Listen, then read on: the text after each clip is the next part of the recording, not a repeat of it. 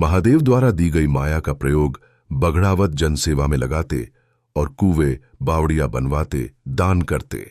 जैसे जैसे समय बीतता गया वैसे वैसे एक बहुत बड़ी विपदा उनके करीब आती गई।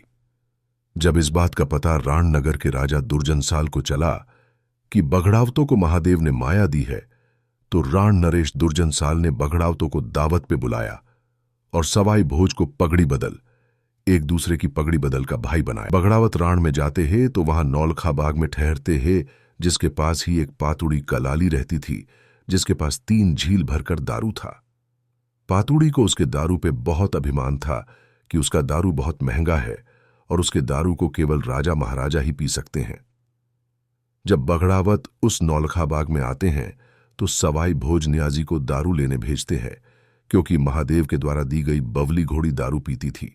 जब नियाजी दारू लेने पातुड़ी के पास जाते हैं तो पातुड़ी दारू देने से मना कर देती है कि तुम्हारे बस की बात नहीं है मेरा दारू खरीदना। तो नियाजी क्रोधित होकर वापस आ जाते हैं और सवाई भोज को बताते हैं कि पातुड़ी को अपने दारू पर बहुत अभिमान है। फिर सवाई भोज जब पातुड़ी के पास जाते हैं और वो कहते हैं कि पातुड़ी तुम्हें जितना सोना चांदी चाहिए मैं तुम्हें दूंगा।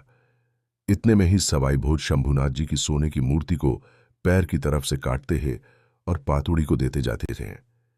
फिर सवाई भोज पातुड़ी को महादेव द्वारा दिए गए बीड़े में अपना दारू डालने के लिए कहते हैं और पातुड़ी उस बीड़े में दारू डालना शुरू करती हैं और धीरे धीरे उसकी तीनों दारू की झीलें खाली हो जाती हैं। लेकिन सवाई भोज का बीड़ा फिर भी नहीं भरता। जब उस बीड़े से दारू नीचे गिरता है तो पाताल में शेषनाग के शीश पर जाके लगता है।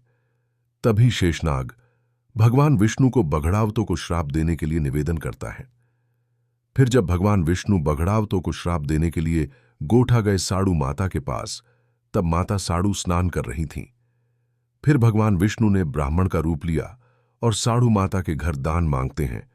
तभी एक दासी दान लाती, तभी ब्राह्मण देव दान लेने से मना कर देते हैं और कहते हैं कि मैं इस घर की मालकीन के हाथों ही दान लूंगा और अभी वो जिस अवस्था में हो उसी अवस्था में आए तभी दान लूंगा, नहीं तो मैं बघड़ावतों को श्राप दूंगा।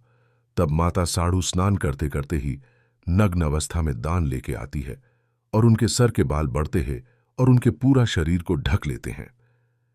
तभी ब्राह्मण भगवान विष्णु के रूप में प्रकट होते हैं और साड़ू माता से कहते हैं, देवी मैं आपकी उदारता से प्रसन्न हुआ, मांगो, क्या वरदान मांगते हो।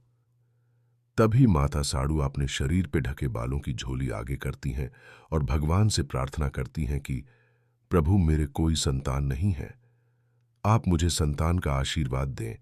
तभी भगवान विष्णु साड़ू माता से कहते हैं, मैया यदि आपने मुझे अपनी कोख बताई होती तो मैं आपकी कोख से जन्म लेता, परंतु आपने मुझे झोली बताई है तो मैं आपके गोद ही आ सकता हूं, आपकी कोख से जन्म नहीं ले सकता।